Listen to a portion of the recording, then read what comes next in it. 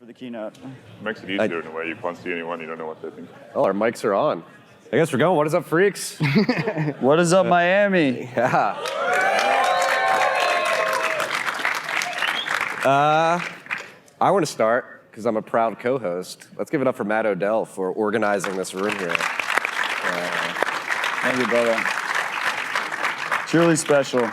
Yeah, incredible job, dude. This is the largest in-person rabbit hole recap we've ever done. Yeah. Congrats, By you're all far. part of history. Somebody note the block, and we'll write that down somewhere. We're joined by Craig Raw and Wiz. Steve Barber's supposed to be up here, but he's not here. So if he wanders in, send him to get a mic. But this is RHR. We have 40 minutes. When we do these live shows, we usually do a different format where we have a few topics that we want to talk about. Matt and I haven't even talked about topics, and then we'll open it up to Q&A. Wait, raise your hand if you have no idea what rabbit hole recap is. Awesome. Oh. Welcome. Okay, so Rabbit Hole Recap is our weekly news show, Bitcoin news show. We've been doing it for over 3 years now. 4 years, September, I believe. Yeah. So if you like Bitcoin, you should check that out. If you like this, go check it out, maybe consider it. But yeah, as Marty said, we're just kind of we're gonna shoot the shit and then we're gonna do a Q&A. Yeah. Let's give another shout out to Wiz for doing a pirate live stream in this room today. Yeah, thanks to Jack for retweeting my pirate live stream at the open source stage. I think it was an idea I had about 2 in the morning last night. I'm like, why is there no live stream? Let's just go to Target and Best Buy, buy a camera and plug it in and set it up. And so we did it. Yeah, you could spin up your own ISP. I think you can figure out a live stream in 12 hours. It's very impressive. Wiz has 2 ISPs now. 2? Well, technically, Mpool.space is its own ISP now, yeah. Okay. So we kind of spun that off into its own sub-ISP in a way. Why don't we talk about that? You recently added a mining page to Mpool.space. Yeah, we went down to Nashville last week with Matt and Rod, organizing the Nashville meetup down there. And we had a really nice crowd, about, 100 people, maybe more? Yeah, there was a tornado warning. We didn't... So 100 was a good showing. Yeah, it was pouring outside. Yeah. And, but it was a great show. I mean, it was just me, Rod, Matt on stage, and we were just trolling each other. We actually forgot there was like an audience there, and we was having so much fun. I don't know how many hours we were talking, but it was a great show. But yeah, he announced so Wiz is the lead maintainer, one of the co-founders of Mpool.space, and one of the co-maintainers of the open source Mpool project, where you can, and he rented a TV and put it up over there with a live look at his Mpool. Yeah, we don't have a booth in the conference this year, so we just rented a TV and stuck it in the corner over there.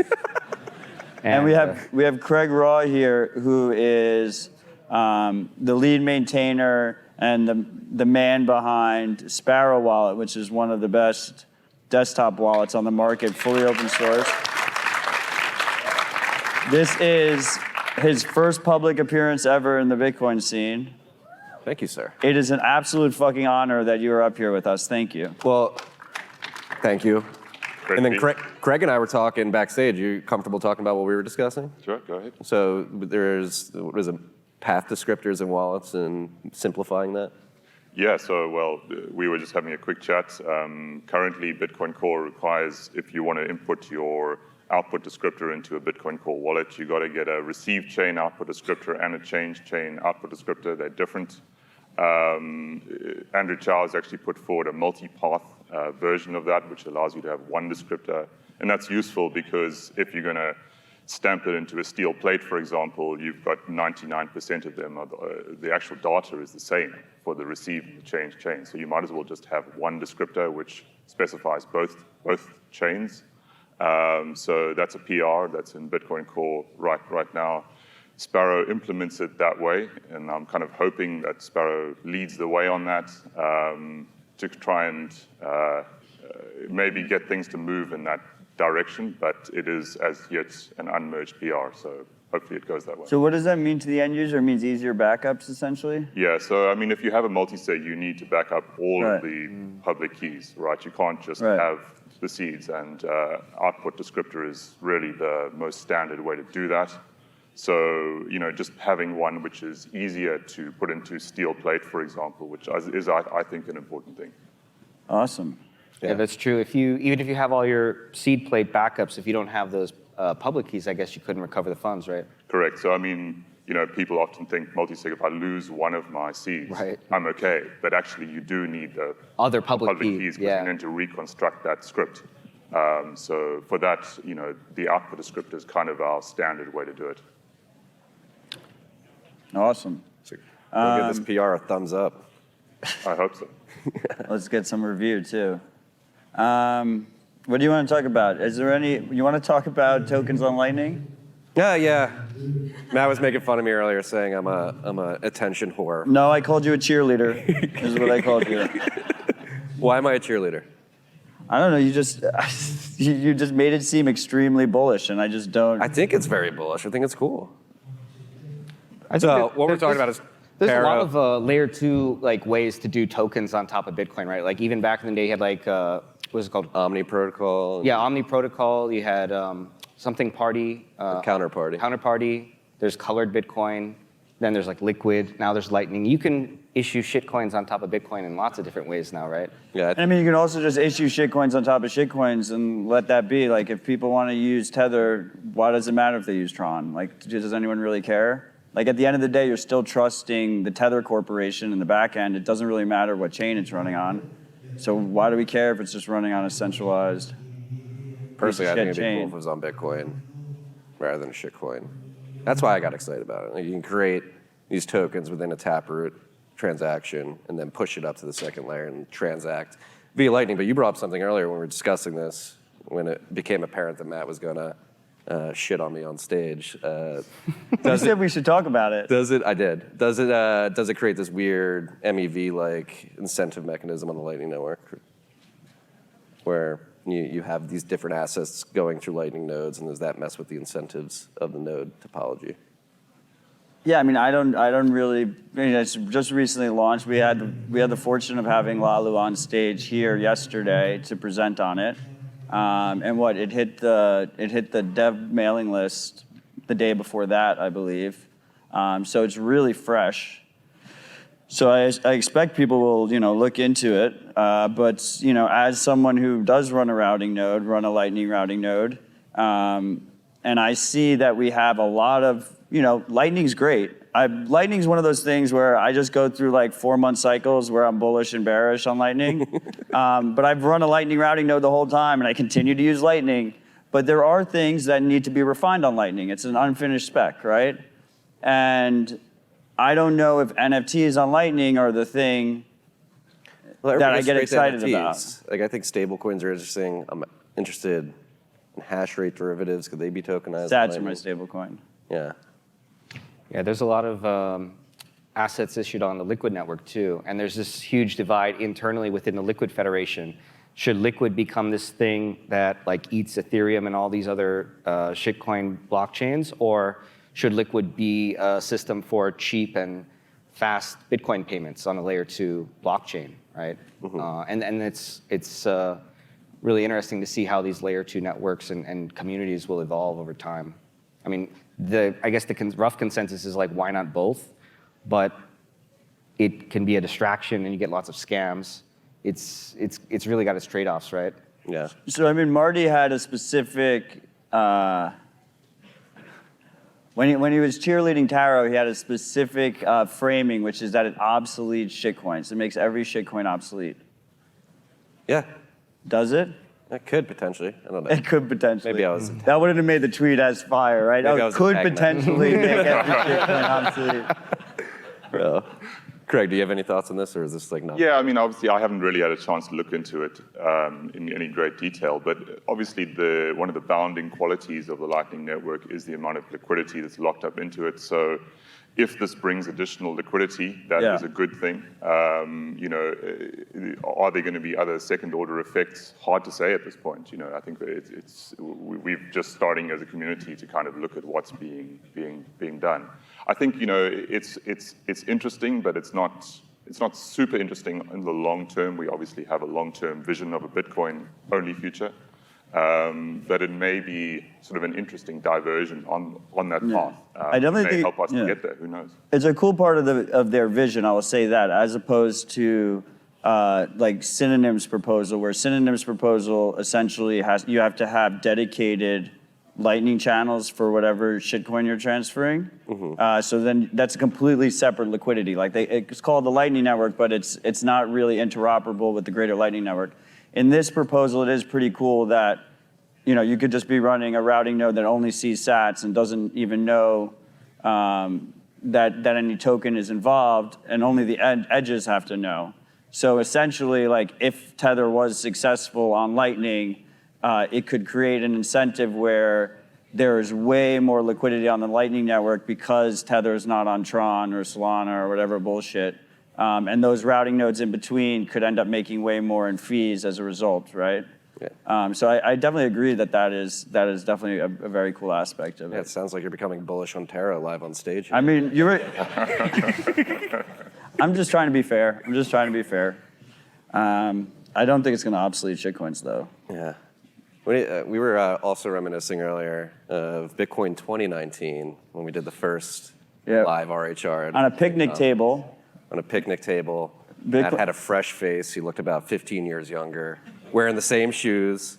And it's just crazy to think of how it's a different pair, but it's how big this conference has gotten over the last 3 years specifically. And obviously, due to the fact that Bitcoin's a very big theme in the world right now. Bitcoin 2019, we were on a picnic table. There was 2,500 people at the conference, maybe even less, like 2,300 people at the conference. The main stage for that event was probably around this size, maybe a little bit bigger. Definitely the actual stage was bigger, but seat-wise was probably maybe like 60% larger than this. Yeah, like this used to be the whole Bitcoin conference, just this room. And then Bitcoin 2020 was canceled because it was happening in California as COVID hit. And then Bitcoin 2021, we were outside in the scorching heat. Yeah, they put O'Leary inside. In front of about 400 people with 13,000 people at the event. And now we're on this nice, beautiful open source stage and air conditioning with probably like 900 to 1,000 people in here. I'll take it. And we've got a live 3 years performer after too. Yeah. We love you, freaks. We do love you, freaks. Yeah, it's crazy to think. I mean, you had Odell Beckham, Serena Williams, and Aaron Rodgers opening the day. Do you know, did I tell you that CNBC reached out to do an interview with me here? And they kept asking for my PR person. I was like, I'm just a humble Bitcoiner. Like, I don't have a PR person. We like planned the whole thing out, and they thought they were booking Odell Beckham Jr. Secondary Odell in Bitcoin. It's amazing how quick that happens. That's incredible. Number one in our hearts. Let's fucking go. So with all this attention coming to Bitcoin, obviously this conference, 25,000 people here, I'd like to hear your thoughts, Wiz and Craig, like at the protocol level and the network level in terms of decentralization, usability. What do you guys think the state of Bitcoin is as a network right now? State of Bitcoin? Big question. That's a good question, huh? I don't know. I mean, the community is very strong, but there's also like this mix. It's like a Venn diagram or something where you've got the Bitcoin, the hardcore Bitcoiners, which are probably in this room, and then you've got the crypto people, and then you've got just the total shitcoin scams, right? And it's like obviously those circles are not the same size, right? As you just described by the size of comparing the different sizes of the stages or whatever. And even around this conference, there's like satellite conference, like Shitcoin or something. I think Solana's doing something here. Yeah, it's just, the community is evolving, I guess. It's very mainstream. But the real Bitcoin community, the core, hardcore Bitcoin, they're all here, like in this room, I feel, right? I mean,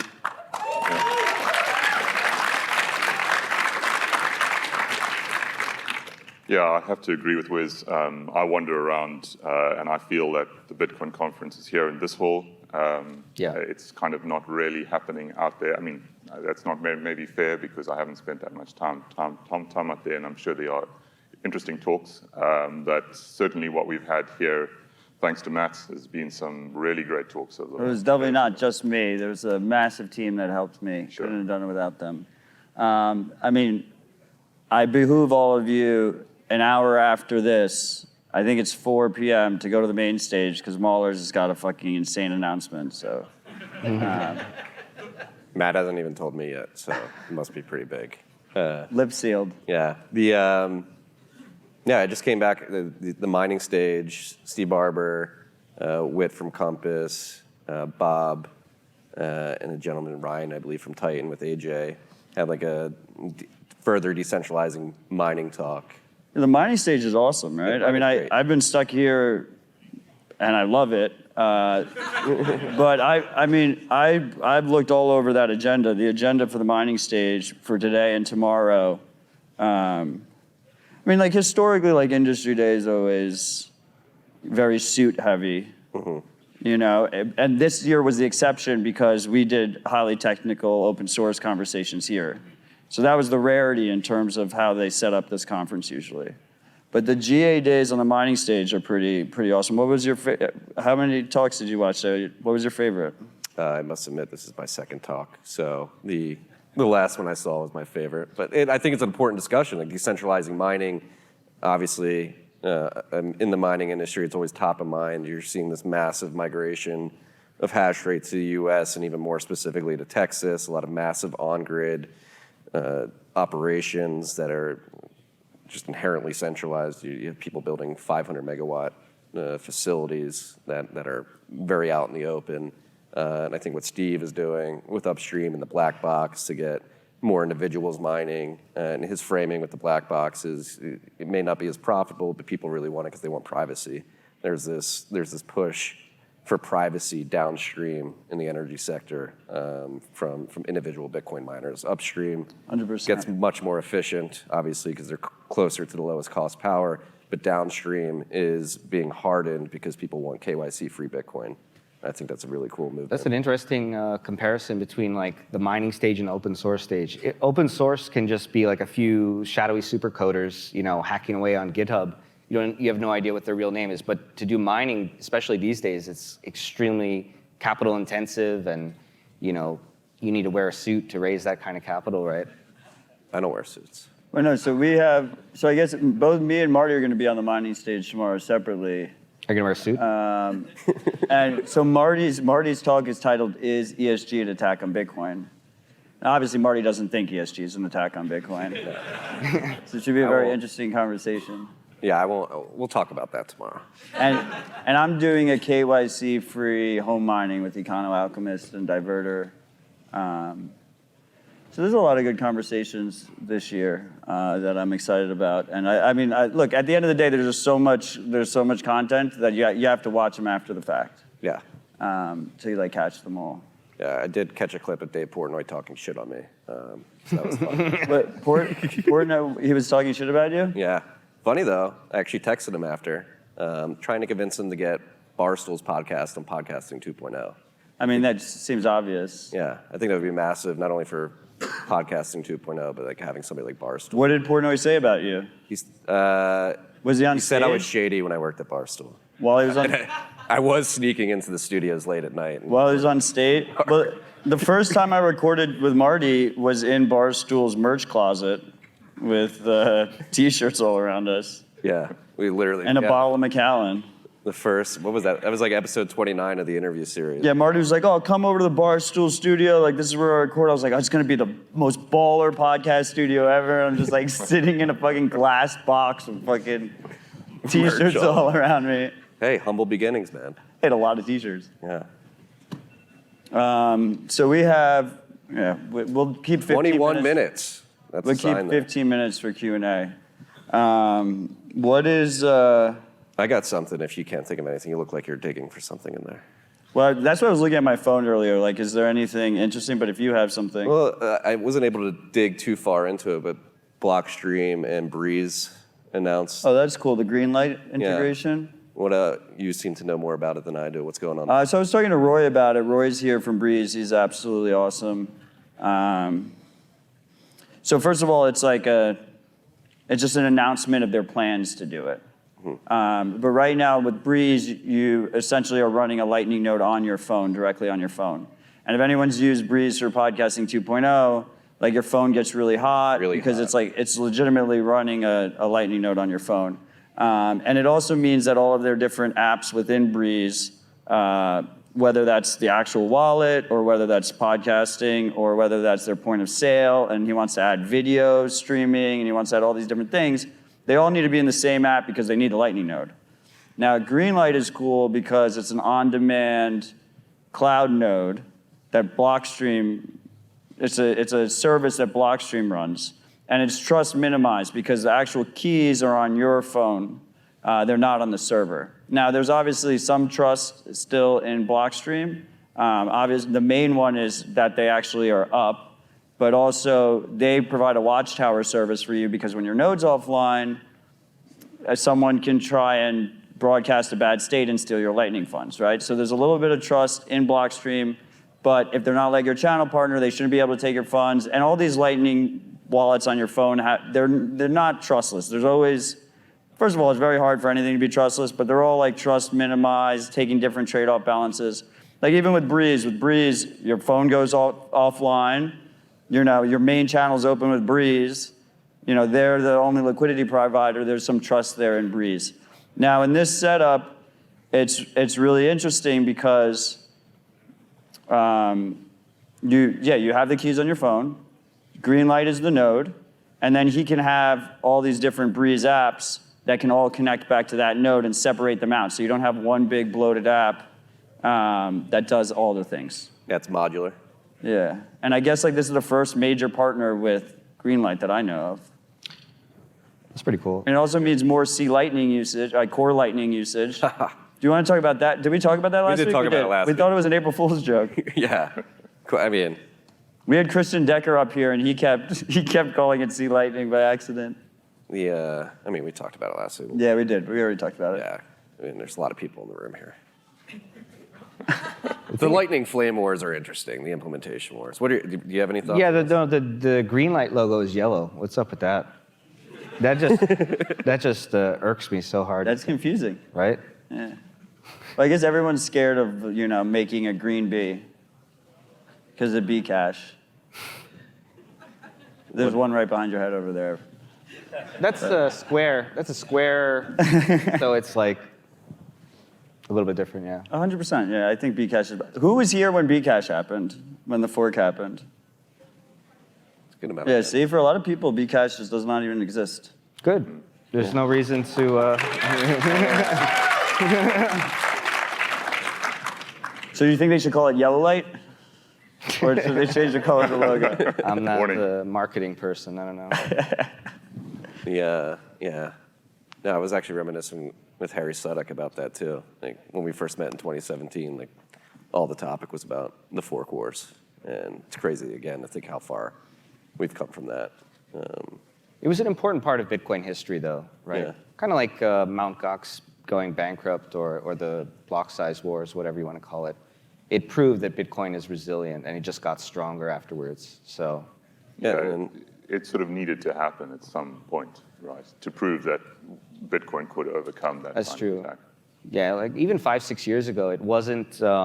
Maybe this is something we take for granted now. Now we kind of accept that Bitcoin works extremely reliably, but back then it was much more maybe experimental, or we didn't have as much confidence. Maybe it was more of something to play around with. Mm-hmm. Now, you've got billionaires just going all in. yeah, and then you have other billionaires who want to change the code. Hashtag change the code. They're going to change the code. Anybody can change the code. Just getting people to run it that's going to be hard. Well, Greenpeace can go fuck themselves.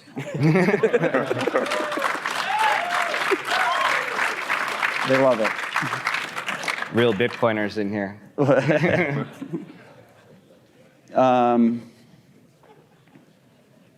What else do you want to talk about? Well, Who else actually, should go fuck themselves? I lost a thought that just came back to me, piggybacking on this. Fork wars were over how to scale Bitcoin, particularly at the block size level. Bcash went into arbitrarily just double the block size, and other people thought SegWit would be a more advantageous way to increase the block weight and make it some more transactions. There he is. I was told to wander up here. Do you Okay. have a handheld? Sorry, I'm dressed like Fiat today. So. Steve, you have a handheld mic? Steve, go get a mic. Stick your head in Behind there and it. ask them for a handout. Tell them you're Steve. The Bens are here, and We're not. but Bens are here. that's I got in a bit of a discussion this week We're about under attack. is there Bens. Look at that. Bens always. Oh no, I can't see anything. they brought a gaggle. There's a gaggle of Bens.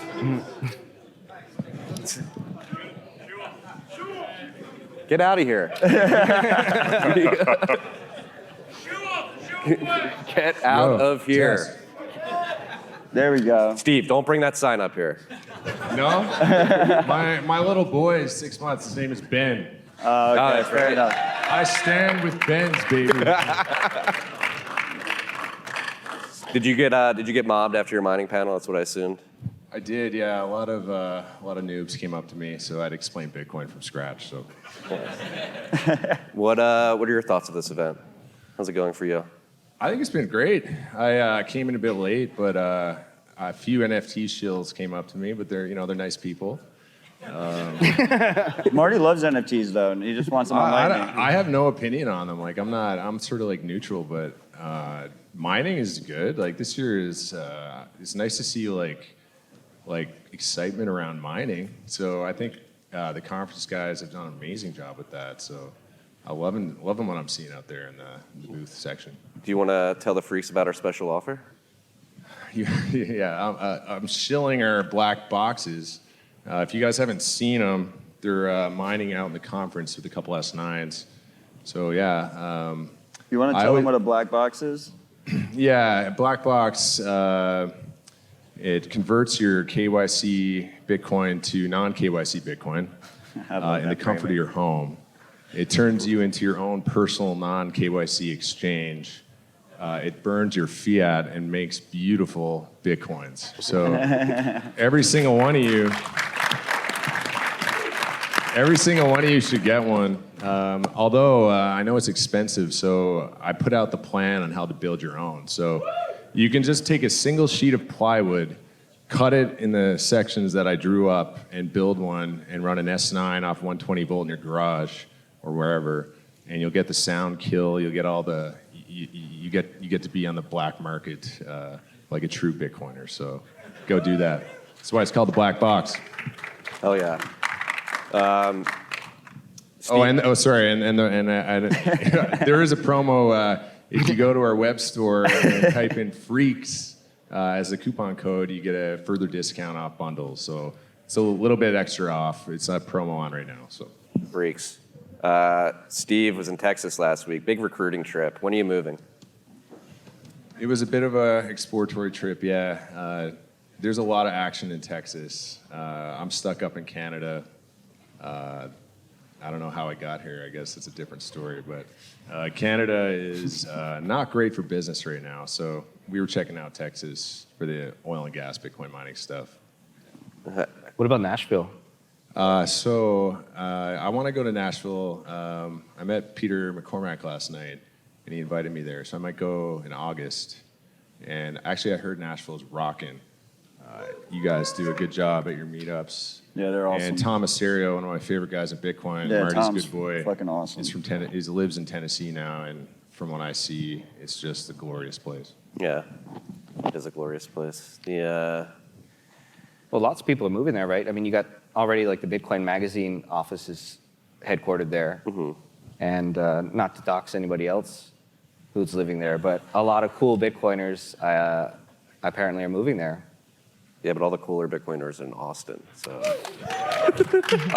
I'm kidding. People think this conference is bad. Wait for your WEF conference that's coming to town. Is that WEF plus CoinDesk consensus? Yeah, talk about being tone deaf. WEF and CoinDesk? Yeah, World Economic Forum. Have you heard of them? Who is Klaus? Nobody knows. He's a shady character. Is he the emperor, or is he the Sith, or is he the I think he's a apprentice? puppet. Like, we don't There's know. somebody behind him. That's the only question. We don't have to get into that, though. We've got 10 minutes and 30 seconds left. We usually open it up to Q&A at the end here. There's a lot of people. If any of you guys have any questions, do we have any mics to hand out, or are we just standing up and screaming, Matt? Do the No wonder the Bens are here. I don't have them on. Why don't you just read the shout out you put in there? Yeah, Ben did. Actually, I had to reach out to two freaks and tell they DM me after. We usually don't do the shout outs at the live show. It's not enough time. What's the most underestimated announcement this week? Underestimated announcement this week. Maulers. What is the most underestimated announcement? It hasn't been made yet. Are you announcing the announcement now? Matt just did. What is the most underrated announcement? I don't know. Maulers. Matt's hinting here. Did you guys talk about the CashApp? I thought that was pretty cool. A lot of easier onboarding, easier user experience. Seemed like some good stuff. And lightning deposits, right? Yeah, the dual, make it easier to pay. I mean, we've been talking about this a lot, but I actually had a conversation with Danny, who's working on the CashApp wallet, and it's really cool just how much they've simplified the UX of pointing your camera at a QR code. Doesn't know if it's a fiat QR code, an on-chain, or a lightning code, and it just works. It picks up whatever it is and sends what it needs to. Let's give a shout out to CashApp for really pushing the UX barriers around Bitcoin usage. Yeah, I mean, Miles was great up there. He fucking killed it. Yeah. With absolute legend. Disclaimer, they used to be a sponsor. They're a sponsor of the stage. And the stage. Yeah. Underestimate, yeah. I mean, I was maybe. Aaron Rodgers said Stack Sats. That's boss. How does that make you feel? It's 2 years since Stack Sats first came out. Now it's just whatever. It's just everyone Stack Sats. We're going to move to bits, though, dude. We're moving, yeah, right. Yeah. Shitcoins are obsolete and we're moving to bits. I was expecting another nation state to announce here, so maybe not an underestimate. Well, Samson had like an overestimated announcement. What was it? I mean, it was just, it's like an island, like a little island off of Honduras. Prospera. Right, Prospera. Yeah. But like everyone thought that was going to be a whole country. I think we need more whole countries. I think El Salvador's out on a proverbial island. We're used to whole countries now, you know? It starts with islands, man. It starts with islands. Grows from there. Fair enough, fair enough. I mean, I would love for like the U.S. or Canada to just come out and be like, we're not going to do anything. Run free with Bitcoin. Use it as you please. Which is, who was I talking about this with? Mark Moss. Yeah. I was talking about it with Mark Moss yesterday. Like, that's the way it should be. Like, we shouldn't have to wait for permission from the government to use Bitcoin the way we want to. Like, it's the way America, the ideals it was founded on. I think we should just be able to do it freely. It doesn't strike me as organic to expect countries to, like states, like governments, to adopt it. It doesn't seem like the incentives right and game approach. theory is not exactly. Yeah, exactly. You don't want whole nation states adopting. You just want their citizens to feel comfortable adopting it and use it as they want to. Especially if they have a money printing machine. I guess it was kind of a no-brainer for El Salvador, though, right? Because they were using the U.S. dollar. They didn't even have their own currency. Yeah, and the Federal Reserve is just printing out that trillions of dollars of money, and they're getting inflated and no benefits at all. So it's like a very easy decision for them, right? But most other countries that are printing their own currency, it's against their interest to It's like adopt Bitcoin. slaughtering their own golden goose in a way. Right. So I guess for El Salvador, they already that their golden goose already got slaughtered internally before that, so it was a lot easier for them. You have any thoughts on this, Craig? Yeah, I mean, I think, I think they're certainly early for their time. I don't think we expect any other countries to announce, certainly in the next few days. And there are a lot of downsides when a country does this, right? There's a lot of custodial wallets. There's a lot of, kind of implementation issues of trying to build this in on a wider societal level. So as you were saying, Marty, it's almost better in a way that we have this kind of organic growth where it takes time, yes, but by the time that a government eventually says, we're going to use this thing, well, a lot of people are already using it, but using it in the right way, or at least able to tell their friends and family, this is how you should do it. Don't just use the government's wallet, but, use your own wallet. And I think that's, so that's going to happen anyway. So I'm not too fussed at the rate of country adoption because, as you say, I think it's happening anyway. Yeah. Raise your hands if you've been to the Bitcoin Bazaar in the conference. Okay. Raise your hand if you spent Bitcoin in the Miami area.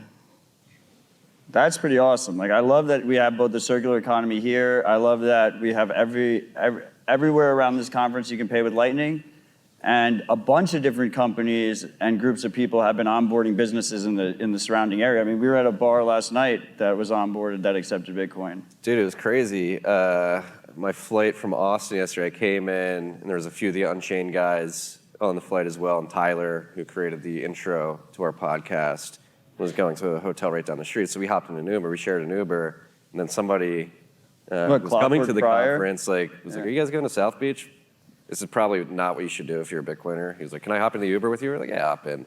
And we split the, he was like, I'll pay you over Strike. I was like, yeah, here's a Lightning invoice. And he paid me in the Uber. It's like as soon as I landed, I ran into a Bitcoiner, was willing to pay me in sats to split an Uber. It was pretty cool. I have the opposite strategy. When the Uber driver asks me if I'm into Bitcoin, I'm like, what's that?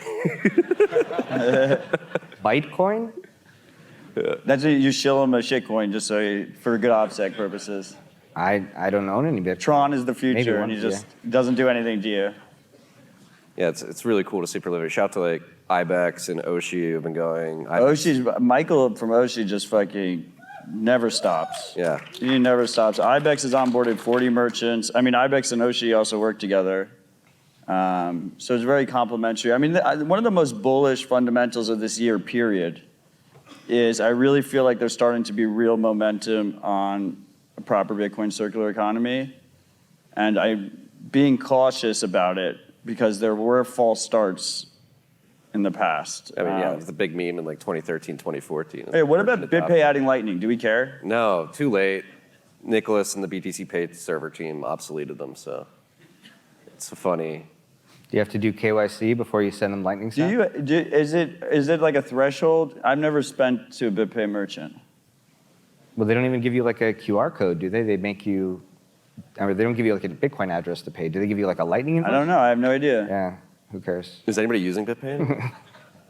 I think a lot of people are, right? Use BTC Pay server. Raise your hand if you use BitPay at your business. Zero hands. Somebody's pointing at somebody over there. It's like a pretty. Don't be scared. Shame. It's kind of a mean. It's kind of a mean question. Raise your hand if you spent at a BitPay merchant in the last year. It's a few hands. Did they just give you an invoice?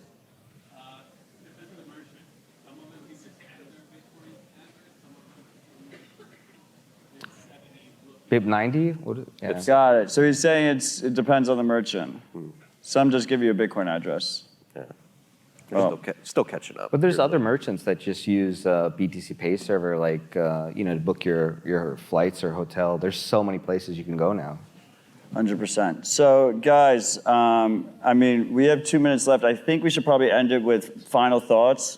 But before you all jump out of your seats and stuff, we have a ride or die freak here who's going to perform for us, Captain Youth, in 2 minutes after we do our final thoughts. So I'm very excited about that and looking forward to that. So Craig, you want to start with final thoughts?